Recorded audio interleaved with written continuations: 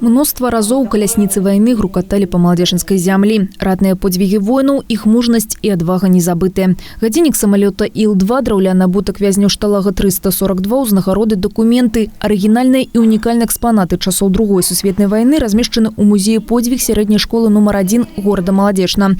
За кожным прадметам рэальная гісторыя або лёс канкрэтнага чалавека, адна з мноства граняў вялікай вайны. Гільзы, патроны, аскепкі снарада, участка сапраўднага кулямёта, транку гусеніцы танка, таксама фотографии, фронтовые листы, асабістыя рэчы военных. Усё гэта у фондах музея. Наш музей – это визитная карточка нашего учреждения образования. Это центр идеологического гражданско-патриотического воспитания подрастающего поколения. В стенах музея бывают как первоклассники, так и выпускники. Мы очень дорожим теми ценными экспонатами, которые находятся в музее, потому что они напрямую связаны с временем Великой Отечественной войны.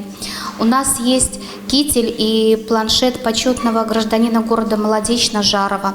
У нас есть макет танка, который был подарен маршалом Бабаджаняном генерал-полковнику Обухову. А генерал-полковник Обухов подарил нашему музею свою книгу со своей личной подписью. Дарэчы, наведаць установу можна віртуальна, выкарыстоўваючы школьны сайт.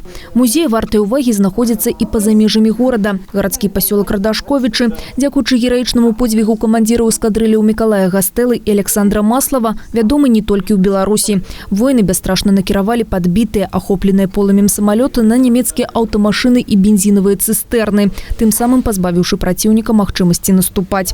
Абломкі самалётаў, фрагменты зброі, лісты і іншыя арыгінальныя прадметы знаходзяцца у музеі, размешчаным на базе Радашковіцкага вучэбна-педагагічнага комплексу.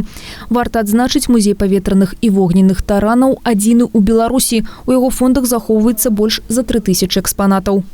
Есть особенные экспонаты, это которые дороги нашему музею, и они являются уникальными не только для нашего музея, но и музеев других, которые находятся в нашей стране.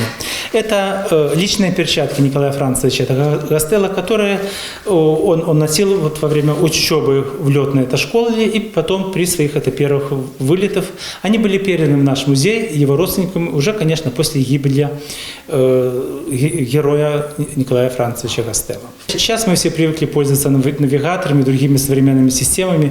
И очень сложно представить, как по навигационной линейке тех пор можно было прилететь от Смоленска до территории наших Радашковичах. Это тоже один из уникальных экспонатов. Наши суайчыннікі былі і на іншай вайне. У Афганістане загінула 10 салдатаў і афіцэраў з Маладзечынскага района. Маладыя мужчыны развіталіся з жыццём у краіне пяскоў і скал. Дакументы з ваенных архіваў захоўваюць сведкі аб баявых шляхах, ваенных аперацыях і подзвігах герояў. Музей памяці воінаў-інтэрнацыяналістаў створаны ў пачатку 2000-х. На дзень адкрыцця музей быў адным з першых у рэспубліцы. Тут можна ўбачыць шмат экспанатаў, якія адлюстроўваюць жывую гісторыю афганскай вайны. Асабістыя рэчы загінулых воинов-маладзечынцаў, документы, ордены и медали, предметы быту. У нас еще, кроме афганской войны, материалы есть о выполнении интернационального долга в других странах, и их 15, где наши солдаты вели боевые действия. То есть он такой за весь интернациональный долг. Узнать, чем дышали, как воевали, как они действовали в тех тяжелых условиях. Ну и самое главное, то, что нам сейчас очень необходимо, это то чувство патриотизма, которое мы испытывали 30-40 лет назад, наше поколение, когда воевало в Афганистане, либо выполняло интернациональный долг в других странах, где велись боевые действия. Это, наверное, на сегодняшний день вот это прочувствовать дух патриотизма, который был у нас в то время. Фонды установы регулярно пополняются материалами краязнаўцаў, ветэранаў локальных войнаў. Сёння музей мае статус народны, а ў калекцыі больш за 1000 экспанатаў.